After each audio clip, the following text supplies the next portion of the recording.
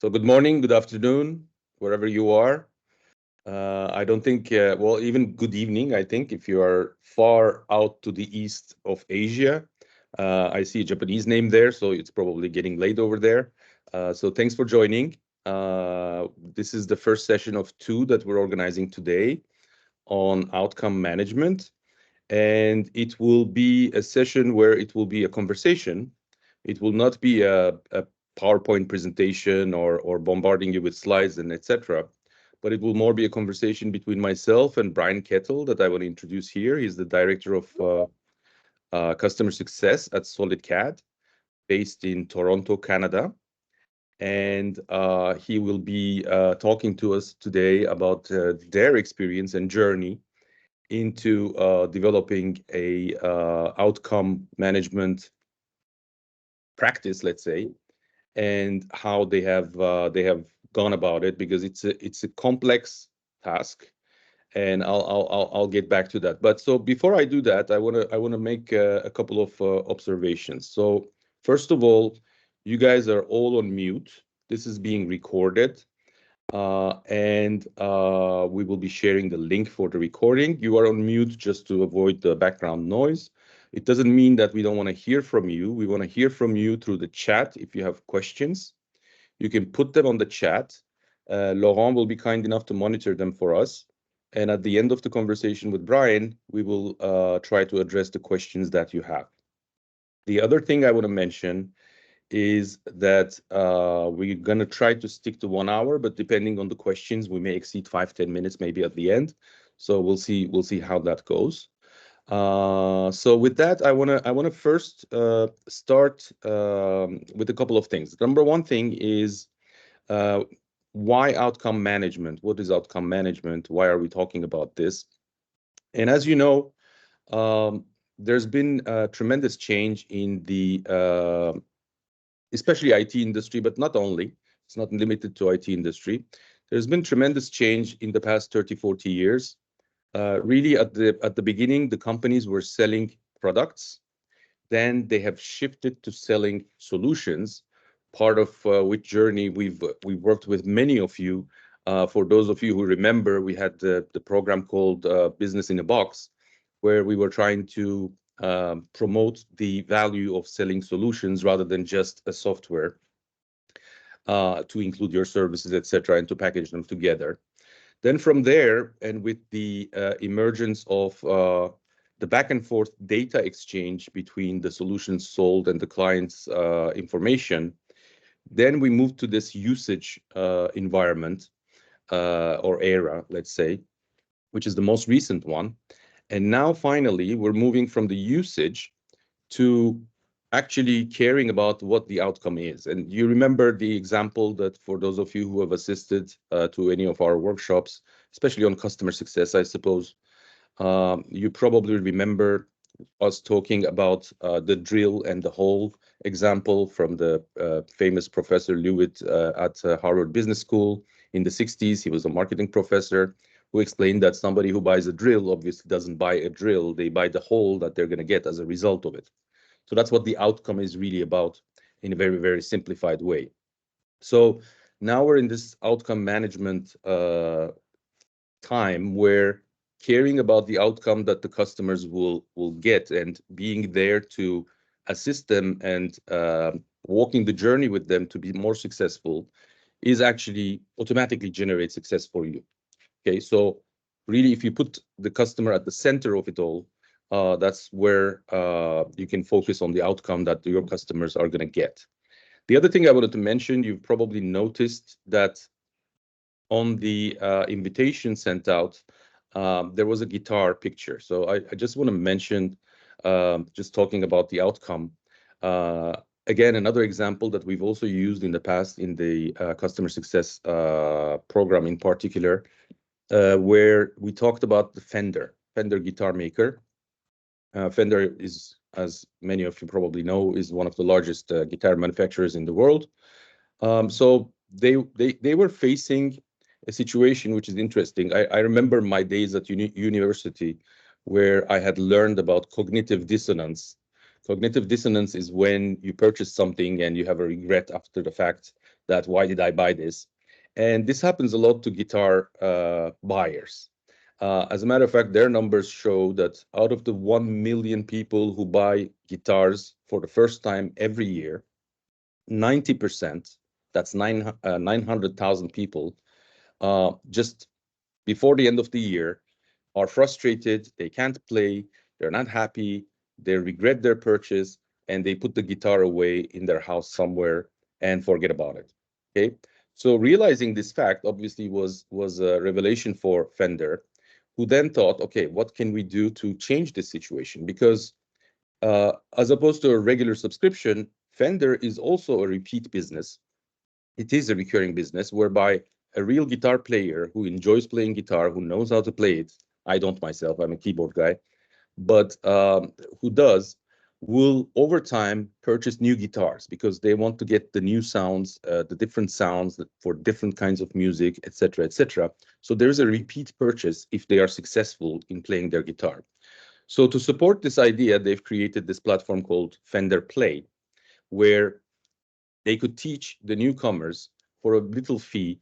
I believe the professional version is like $42 a year, so it's not very expensive, where you can have online courses and learn how to play the guitar. So the idea behind it, really, what Fender thought is, you know, a normal lifetime value of a normal guitar player is about $10,000. So out of the 1 million people who buy guitars, only 100,000 continue to be a guitar customer in the future. So if they could only just double that, it represents $1 billion in terms of value for Fender as a company.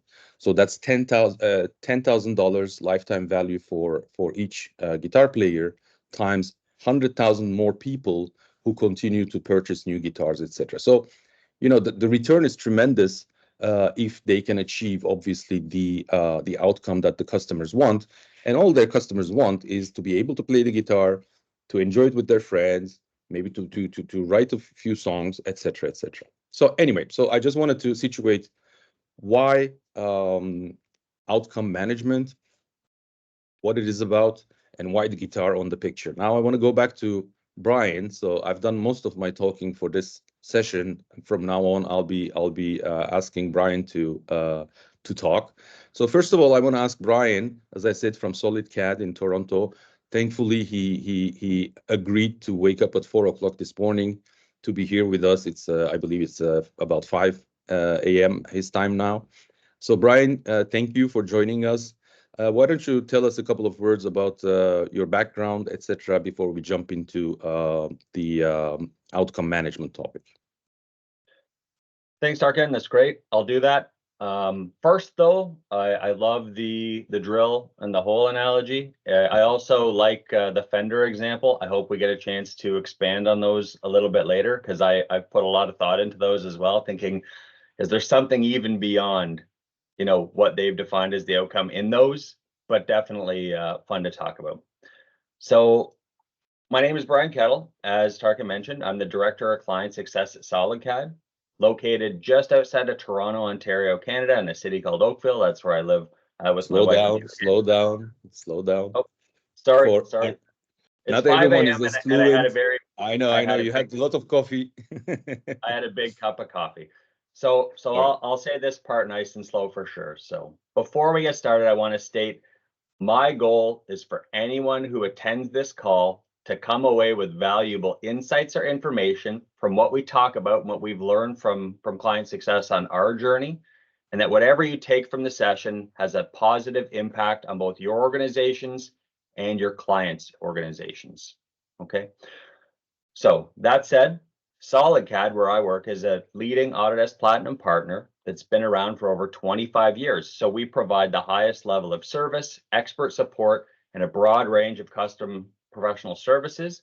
And we're also the single largest Autodesk Platinum partner in Canada. Now, I've been at SolidCAD for 10 years as of March 3rd. So that's coming up. I'm about to have my 10th anniversary. And I started out as an account manager, so in sales. After about 3 years, they offered me the position of customer success manager. So I accepted that, and I went on to manage 13 customer success reps who were tasked with executing our renewal business. So I was fortunate enough to have a great team who consistently performed among the best in class in the Autodesk partner channel. So during my time as the manager of that team, we experimented with some programs aimed at improving our engagement model and nurturing our customers outside of traditional sales cycles, with the goal of understanding how the products they subscribe to were performing. So this proved difficult as salespeople actually had a hard time separating the idea of a sales call and a nurturing call. So what we learned from that was that there was room to reevaluate the idea of customer success. Now, fast forward to the summer of 2020. So we received an invitation to attend a customer success executive workshop that was led by Lemon. So we're on the call with Lemon today. And after an extremely compelling workshop, we couldn't go back to the old way of seeing the world. So we had our own paradigm shift. By November of 2020, we'd actually changed the title for our existing customer success reps to a more appropriate subscription renewal specialist. We authored a success charter that was focused on ensuring that our clients could use what they buy as quickly as possible, called that enablement, could extract as much value as possible from their investment, we're measuring that in adoption, and that they had a dedicated resource to stay attuned to their ongoing needs and expectations as they track towards their highest priority outcomes. So we had hired 4 dedicated client success representatives, a whole new role for SolidCAD. We built some dedicated systems and processes for them to execute their role every single day in servicing that. So along the way, we learned a lot.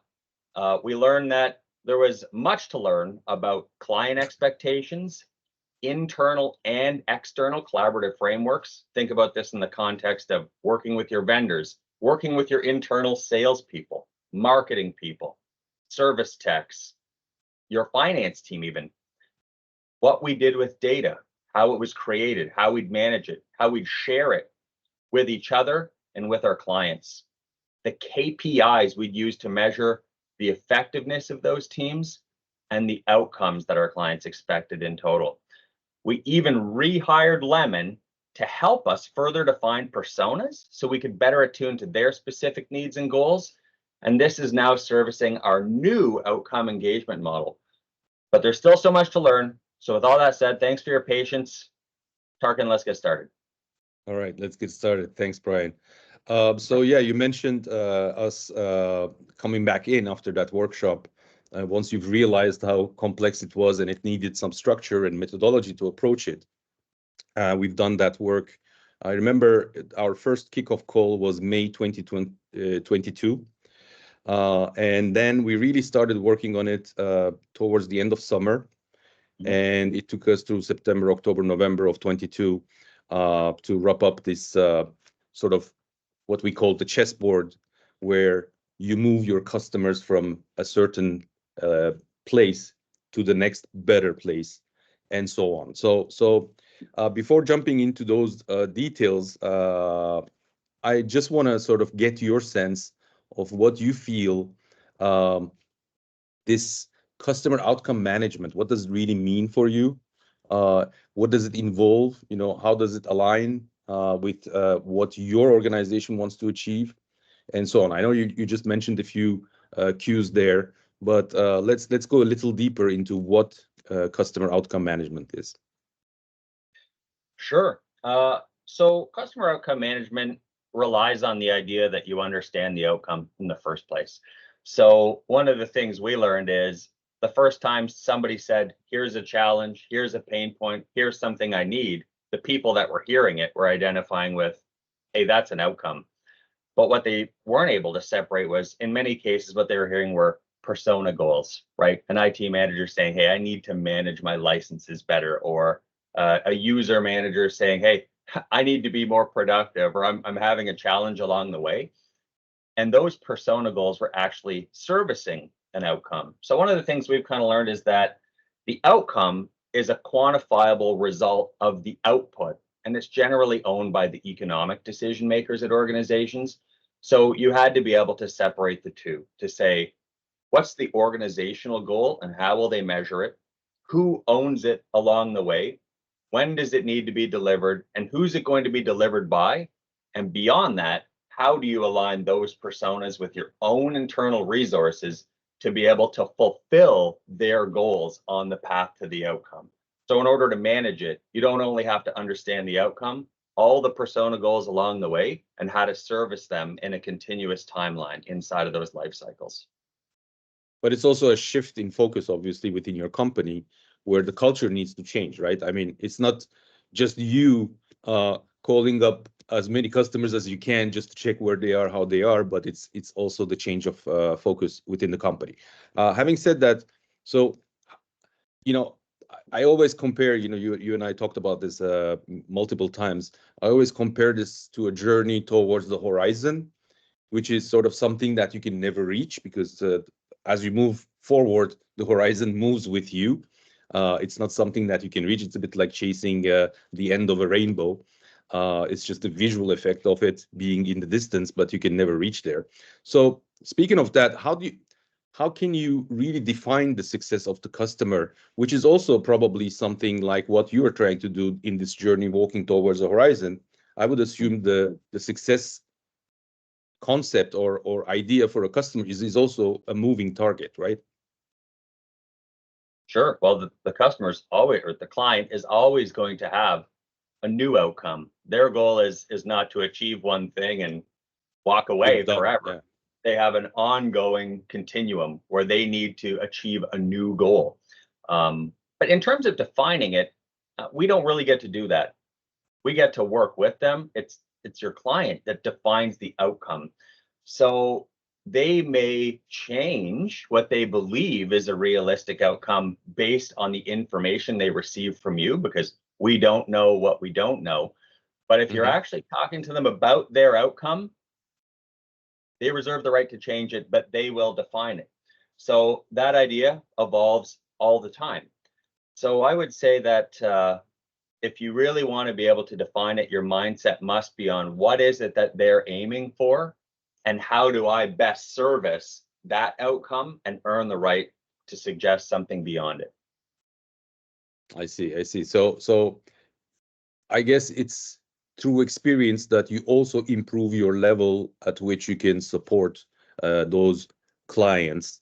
I know you make the distinction between customer and client. Maybe you want to say a few words about that. We talked about how it doesn't translate into French, for example, Hmm. where it's a single word, right? For client or customer is the same thing, but in English you can make that distinction. You want to say a few words just about that, since we talk about the success of the customer or of the client in this case? Sure. So let's think of it in terms of a retail engagement, for instance. You may go into a store and you may purchase something and walk away from that store, and the store has fulfilled its duty to sell you that product or for you to buy that product from them. But beyond that, what you do with it, what happens is not their responsibility. It's theirs. So the customer relationship could simply be we're available to make a transaction, whereas the client relationship implies that not only are they purchasing the product from you, but also the service and expertise as they work towards the outcome. And you don't actually exit the relationship until the outcome is serviced. So you are engaged through the whole life cycle to give them the highest probability of achieving that outcome. So The it reminds me of a person, concept. oh, It sorry, go ahead. reminds me of a concept. Sorry. I was just going to add this. Where in the old way of doing business, the transaction is the ending point, and you're done. You've made your sale. Mhm. Whereas in the new world, in this world of outcome and usage, et cetera, that I mentioned at the beginning, that's actually where the relationship really begins, right? It's you get engaged into a long-term relationship. It's like getting married or getting otherwise engaged together. Yeah, so in our model, because we're already engaged in an ongoing continuum with them, as I outlined before, it was purchase Mhm. and renewal. You say, well, how do you change that relationship to actually say, hey, between those points, how do we validate that they're extracting the expected value? And then you start to wonder, what does that equal at the point of outcome? But imagine this, in changing the mindset, the success journey doesn't begin after the sale. It begins before the sale. It's the responsibility to understand that the solution itself is in alignment with the outcome. So if you think of your internal personas, and I'll use some at SolidCAD to highlight this, if your sales team is wonderful at identifying the outcome and the people who own it, and from that point, like a relay, it moves to your services team and your success team and your support team. And in many cases, even your marketing or finance teams, as they provide additional pathways that increase the possibility of achieving the outcome, all the way through to the end of that continuum. You achieve the outcome, and your sales team is re-engaged to either build new solutions or renew the product and continue moving towards the next outcome. So it's not the responsibility of one group that you may call customer success or client success. The mindset is owned by everybody in the continuum. And you mentioned the salespeople, and we all know that salespeople's goals are not necessarily naturally geared towards the customer outcome. They care more about the deal they're going to close and the commission they're going to get on top of that. So how do you handle that at SolidCAD? How do you explain to the salespeople that it's in their best interest to not think that way, but to think this outcome way? Sure, it's a great point. You know, we all behave in the ways we're incentivized to behave, right? That's a very natural thing. But what you want to do is you want to shift them out of the life cycle based thinking and towards the lifetime based thinking. So we've thought a lot about that. Many of the discussions that I'll have with salespeople are around, if expansion will be important to you tomorrow, success is paramount today. So we actually have some KPIs in place that are tangible and measurable for our CS people. We use data provided by Autodesk called Insight Metrics. I'm not sure if those are available in all regions, but I'll describe how we use them here, where we actually look at the assignment rate of product, the usage and utilization rate of those products across all the companies that we work with. And what we've shown our salespeople is there's a direct relationship between assignment and retention, usage and expansion. The higher the rate of assignment, the higher the probability of renewal. The higher the rate of usage, the higher the rate of expansion. And there is a direct line between the two. So things that begin to indicate customer or client success also begin to indicate higher probability of growth in your sales space. So showing them in data that success services not only their goals today, but their future goals is a great way to begin changing their mind. All right, great. Great, thank you. So yeah, that is the dilemma. Obviously, it's one of the things that, you know, any company going into this outcome management environment, it's a challenge that they're going to face, because, you know, they need to also reprogram, let me put it that way. If you think about it as a software in the mind of the people, reprogram their salespeople's thinking from moving obviously from the old school thinking to this new school thinking, which, by the way, is in their best interest. It's not like you're selling them something wrong. Actually, you're helping them grow, because, like you mentioned, and we talked about it, I think, yesterday as well. It's not only the fact that an existing customer may grow because they are more successful, they're going to get more to do, and they're going to hire more people, they're going to get more software, they're going to get more services from you, etc., etc. So growing the existing one is one thing, but the fact that your customers, if they are successful, the competitors of your clients are going to look at them and wonder why they are so successful and what they are missing, and then realize that they're missing a partner like SolidCAD who cares about the outcomes that the clients get, etc., etc. So what I'm trying to say is that there's a natural consequence of that, that is not only the expansion of existing customers, but acquiring new customers thanks to the reputation you build as being an outcome managing partner, a trusted partner who helps his clients become more successful. I think that's very exciting, and it opens many new doors, obviously. Would you Yeah, it's a agree? great point. Yeah, it's a great point. I think part of that is when you're changing the mindset of not only your internal people, but the people who are experiencing you in the world and hearing about what you are and who you do. If you're speaking in the language of your client's success, who they were, what they were looking to achieve, who owned that, what it meant to them at some quantifiable level, um, that begins to change the way people see you and how you communicate. Um, and once you're doing that, yes, your reputation grows as someone who can deliver the outcomes that people want. So we do that internally more. If you ever attended one of our all hands calls or sales calls, many of them are actually focused on here was how we serviced a customer outcome. Here was a client outcome that everybody should know about and take to market. So you can change not only how you see yourselves, but how everybody else sees you if that's how you speak to the world. So Absolutely, I hope that helps. absolutely. That does help. Thank you. So I want to change gears a little bit here Sure. and switch from the sort of higher level hypothetics Mhm. to, again, similar to the salespeople engagement into this new thinking.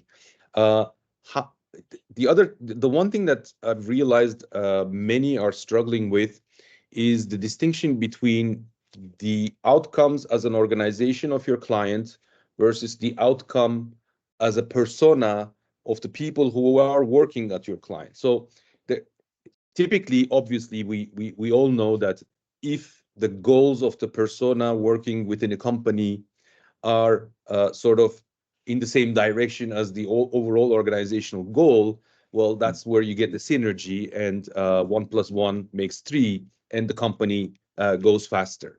But Sure. it's always difficult when you're dealing with your clients as to which one you want to focus on, or how do you distinguish one from the other.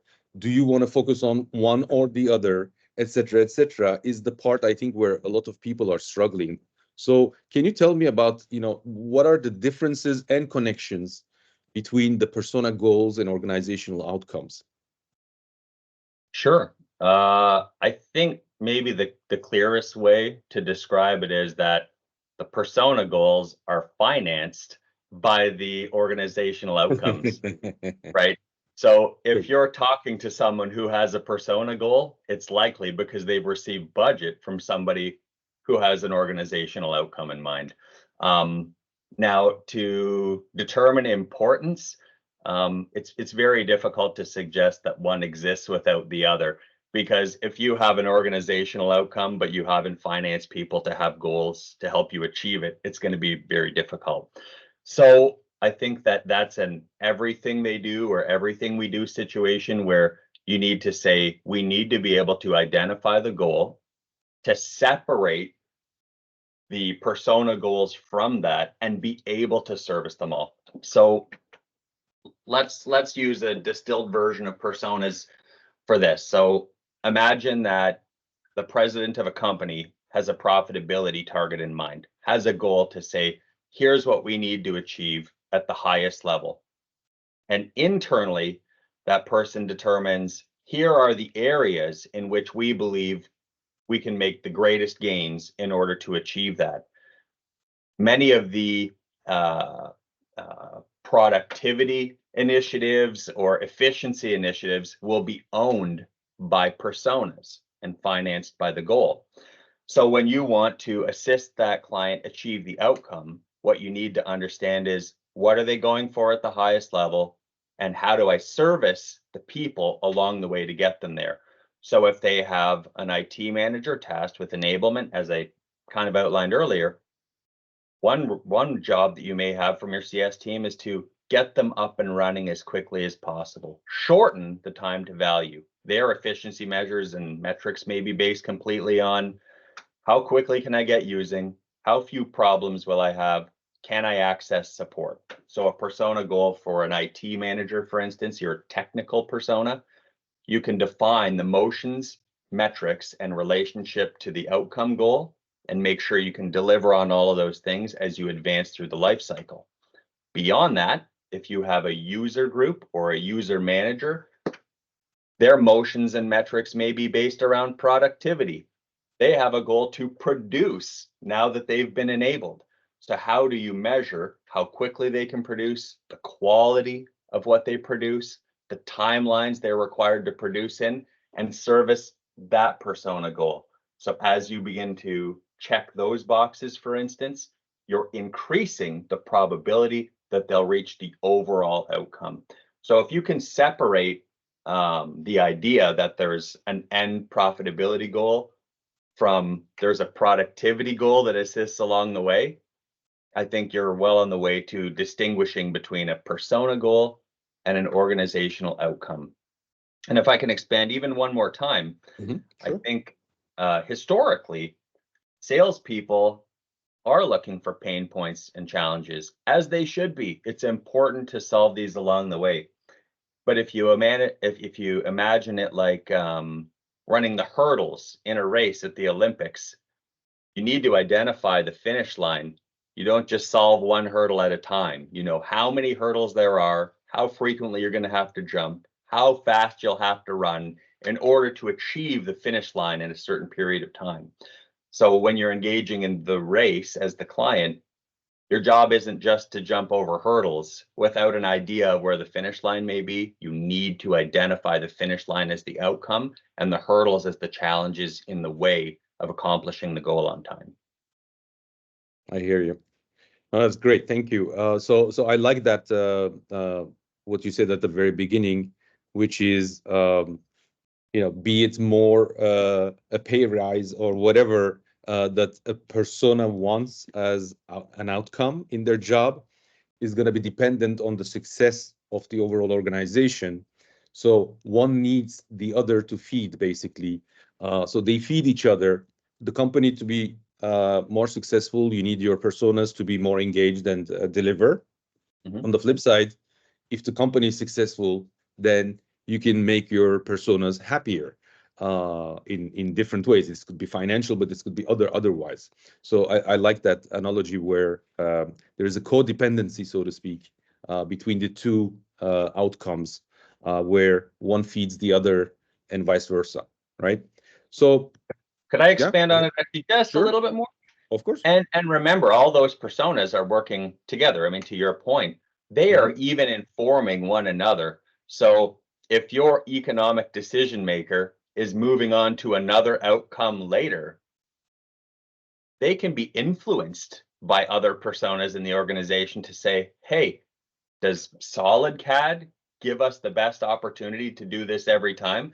They're not independently, they are thinking together, they're influencing one another. They're so connected that you need to be sure you're servicing them all because they are communicating and their ability to do their job does depend on other personas in the organization. So it's critical to identify all those personas in the timeline and be sure that you're servicing their needs and championing them. Actually, I think is a great word you've used. We've heard that in things like value selling before, right? So Exactly.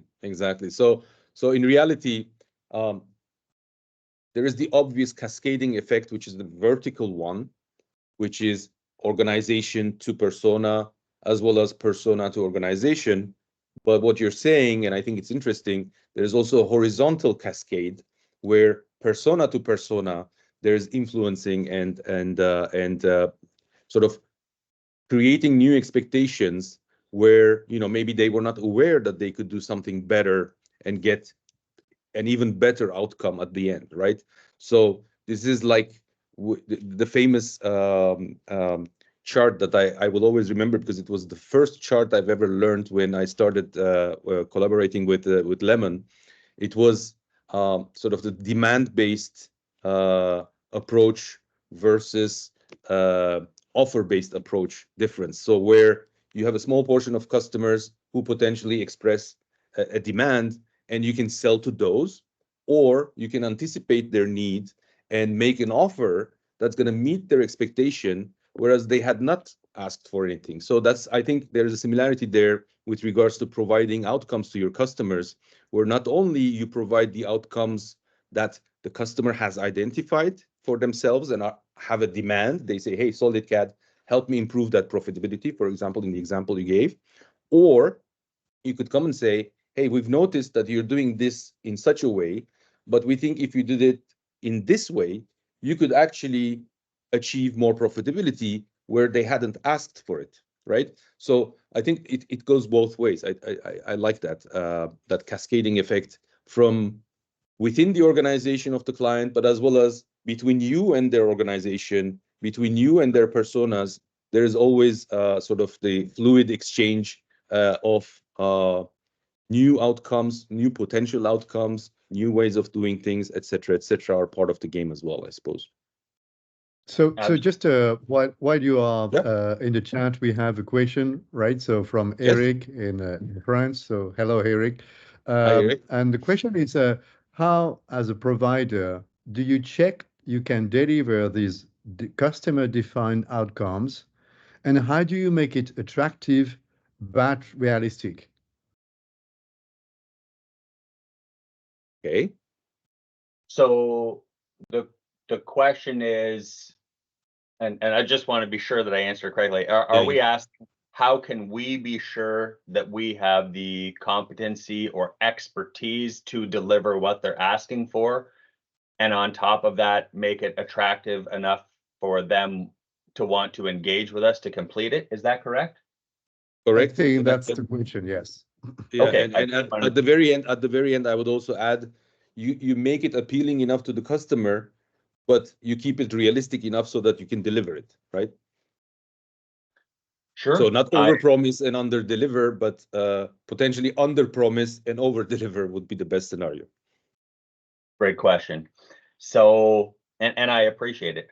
So, I mean, that is very dependent on the good people that you have in your organization. So your service providers, your technical expertise, the people that you have inside of your own framework, as they discover and generate the scope of work required to deliver an outcome in the first place, they have to inform you, we can do this, or this is beyond our expertise. So I think it's dependent on your own organization to inform you as the salesperson or the leader of a team whether or not something is possible. I hope that answers the question at a high level.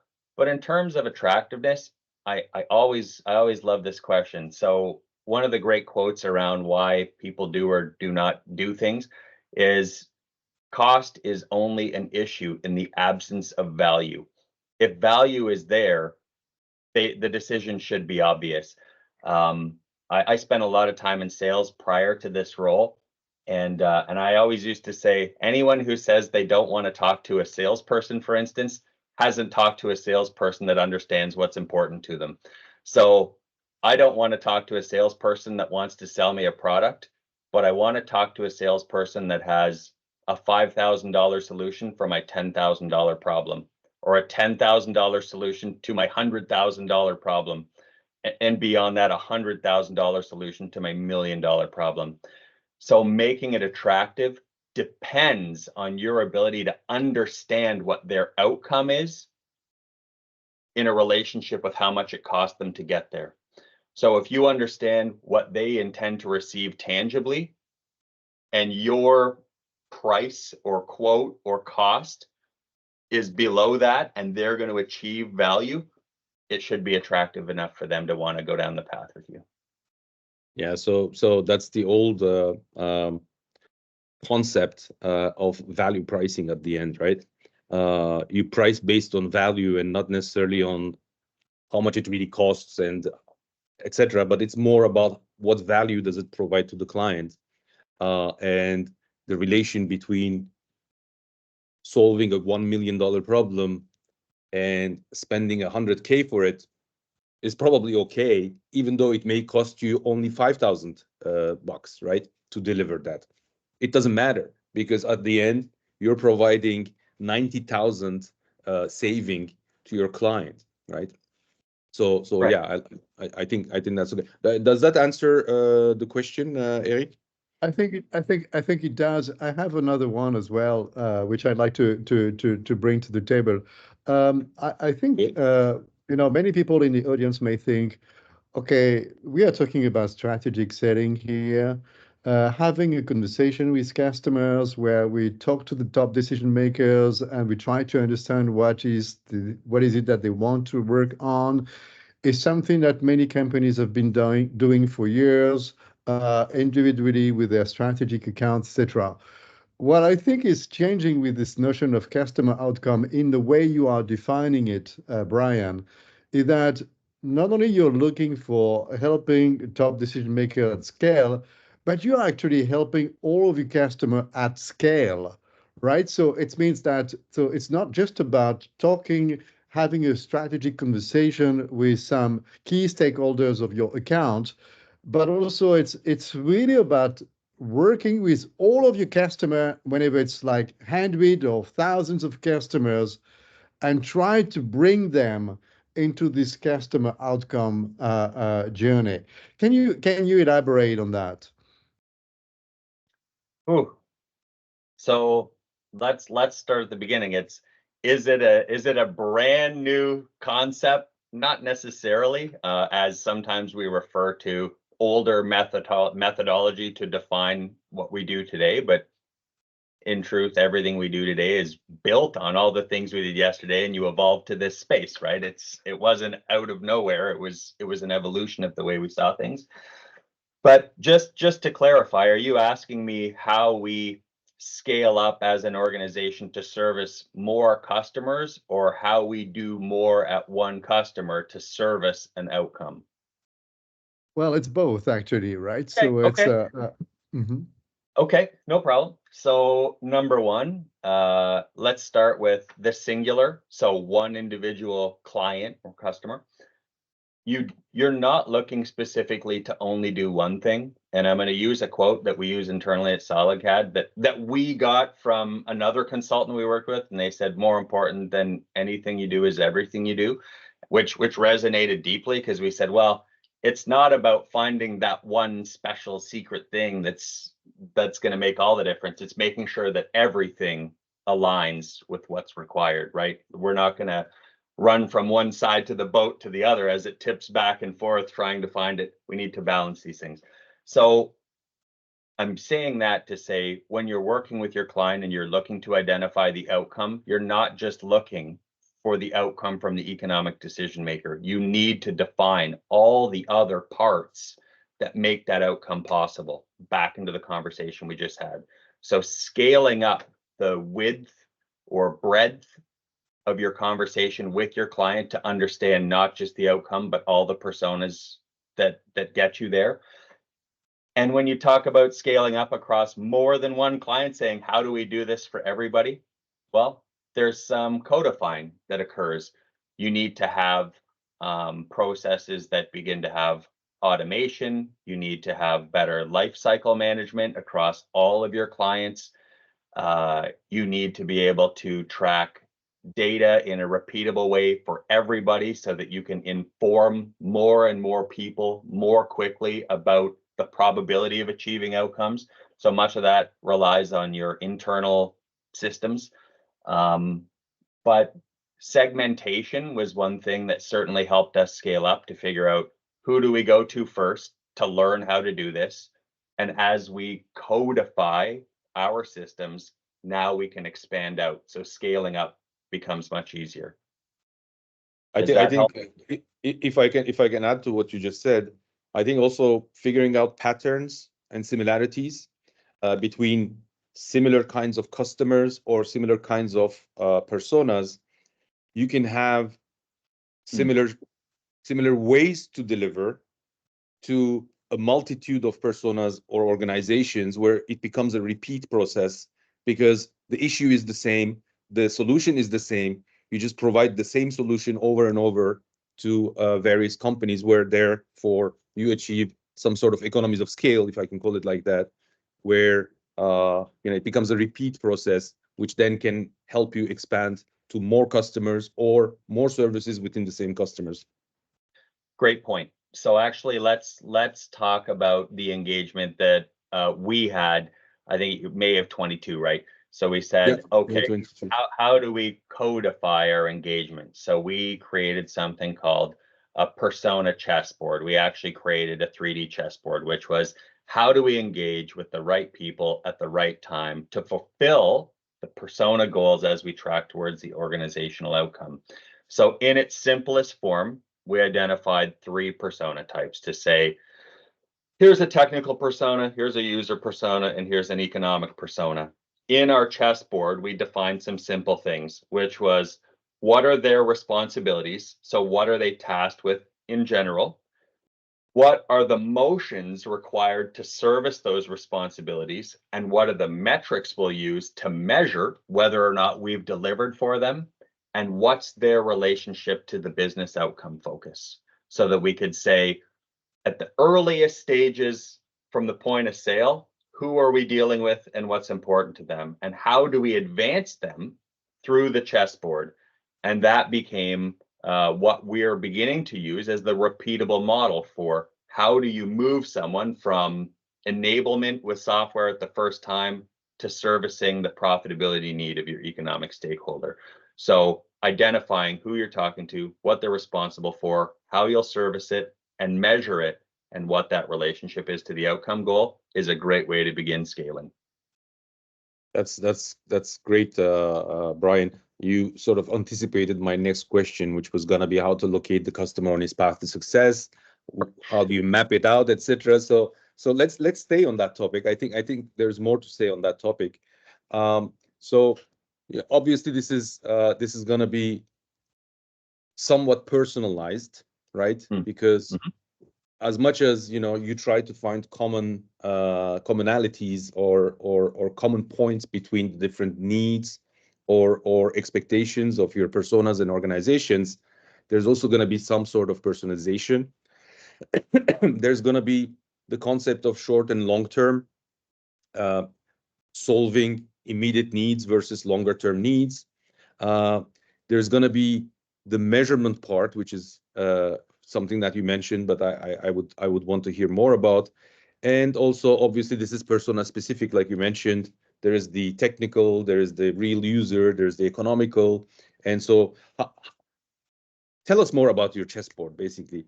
And I remember us naming it a chessboard, although it was just a 9-box matrix to begin with, and then it sort of expanded to different layers. And it was a fun exercise to work on with you. Tell us a little more about how you place your pawn on the chessboard and how do you move them specifically. For sure. I mean, without again, giving any trade secrets, of course. There's a part which is your secret recipe that we don't want to share here, but as much as you can share, just generically. Sure. So yeah, I mean, any game board, chess, whatever game you decide you want, Monopoly, whatever. we've toyed around with the idea of different game boards have a beginning and an end, and there is a logical way to move through that board. So the board included the advancement of each persona. So to give you the most basic description, imagine an IT manager at the beginning of a journey saying, wow, we have a new solution in place. What's the very first step? So as I outlined early, hey, enablement, how will we measure enablement? Well, how quickly do they distribute licenses, for instance, to their user group? How quickly can they get time to value? But what are some of the other things that may be important to them, right? Like rate of usage or things of this nature. So you have some motions and metrics to advance them from enabled to adopted, or from adopted to optimized, where maybe you're providing some training to show them not only how to do it once, but how to do it better later, how to self-service the retrieval of data that validates that their job is complete along the path. So they're moving from a basic state to an optimized state as you advance through the journey. So once you begin to track them, if you want to locate where anybody is in the timeline, you should be able to say, I've moved this individual from here to here, or I've moved this initiative from here to here. to determine what comes next. We called it a 3D chessboard because in many cases, more than one persona is moving at once. So you can't imagine it as one simple timeline. There may be multiple timelines moving, if that makes sense. The customer may be in more than one place at one time, if that makes sense to you. Absolutely, absolutely. And there's also the sort of reaching the end of that piece of the journey and then starting over with a new outcome that they expect, then moving along the board, a bit like in Monopoly when you come back to start and then you continue again and then you continue again. And as you continue, you're building hotels, houses, etc., etc. Try to avoid to drop in jail. You get your lucky card, etc., etc. So it's really like a board game. I agree with you. I'm mindful of time. I just want to remind the audience that for those of you who have questions, I saw Eric wrote a couple of questions. If others have a question, please drop them in now. We're entering the last 5 minutes of our conversation, and then I wanna keep at least 5 minutes for any burning questions that we can address. And so it's a good time to write your question right now because we're approaching the end. So the last topic I want to talk about, and this is clearly something you can't measure, is difficult to assess if you've been successful or what have you. Measurement is key here. How do you align your internal metrics within SolidCAD and the customer outcomes is one thing. I know you and I talked about some of the classic measures that are popular yet probably not very reliable, and you can say a few words maybe about those. And I'm referring to Net Promoter Score and customer satisfaction surveys and scores there. Obviously, those are things you may want to have, but just don't rely on them only. Is probably the message. Sort of, tell us a bit about how you measure not only how your customers are progressing, but also your success. Sure. Well, I think, and please do it in about 5 minutes max. sure, I can be loquacious. So if that's happening, just cut me off. So I will preface this with saying we're still learning about outcomes and outcome journeys. This is not a perfected model where we've got the ultimate version of it, but we move closer to it all the time. But I would say this, aligning your internal metrics with your client metrics very much depend on the understanding that you know where they need to go. You understand, to the conversation we've just had, who it's important to, how they will measure it, and how you will track that data. So I'll give you an example. If you're dealing with an architect, for instance, who says, we have a project, this project has a timeline, a budget, and an expectation of quality or output at some level. If you have data that aligns with them completing that on time, on budget, and to expectation, the leading indicators that this is going to happen, you can begin to align that with who services that data for you internally. So as you say, hey, we have a goal to have them up and running by a certain period of time, or usage metrics, who uses the software, when do they use it, what software from their suite of products are they using, and does that align with the prescribed action set from the beginning of this project to say, we believe that A, they have not met the metrics, and therefore we need to intervene to help get them to where they need to be to achieve the project on time. So leading indicators of what will happen. That's when you begin to align your own internal, what have we done to service what they need to do? So you can keep those things together in one timeline. In terms of I think there was a question about your own financial performance. If you want me to go to that one, I can do that now in this answer. Yeah. So it's funny, I'm later today speaking on a call internally where I'm actually highlighting something like this. So for a period of about 6 quarters, I'm aligning our simple adoption metrics versus our retention and expansion metrics.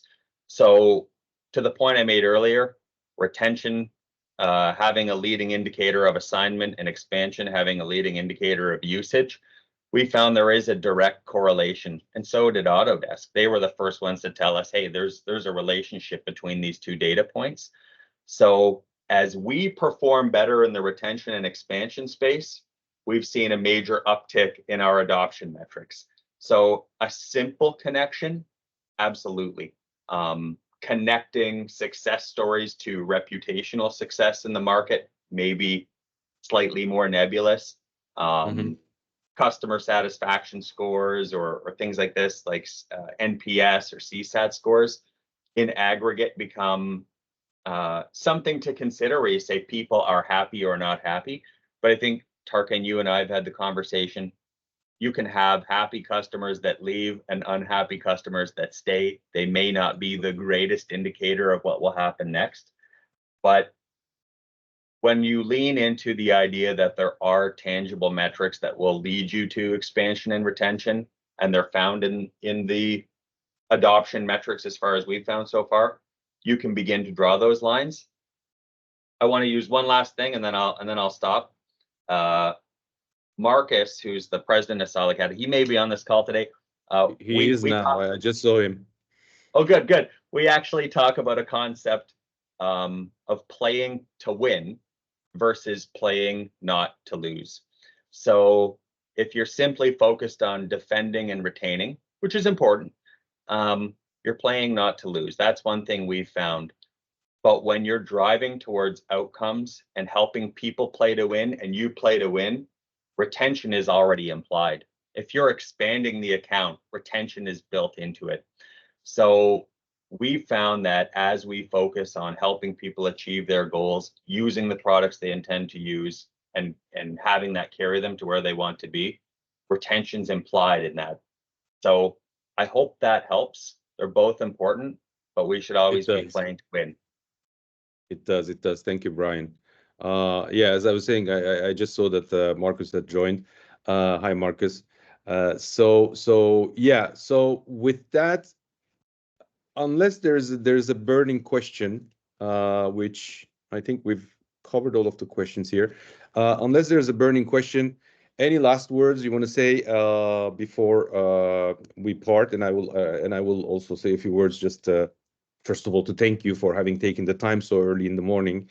But last thoughts before we wrap up. I think we're 4 minutes to the top of the hour. We're perfect on time. So, Brian. Yeah, I'll do one, and it's personal and professional simultaneously. So I think that somewhere, I think we had a document that was leading into this call, and I saw something on it about relationship building. And I love to think about relationships because, you know, we don't get to survive personally without them or professionally, right? They're so important. But the reality is they're so similar. So the people in our personal lives that we maintain the deepest, most meaningful relationships with, that we would never give up for anything, have one thing in common, and that's they're with the people that understand what's important to us the most. And we maintain the ones where we go, what's important to you is so important to me. Those relationships we would never give up. And the reality is, it's the same thing in the professional world. If you're talking to your clients about what the most important thing is to them right now, the chances of having a great relationship are amplified tremendously. So remember, the most important thing to any of these organizations is going to be their organizational outcomes. We need to achieve this goal. Our survival depends on this. Get into that space.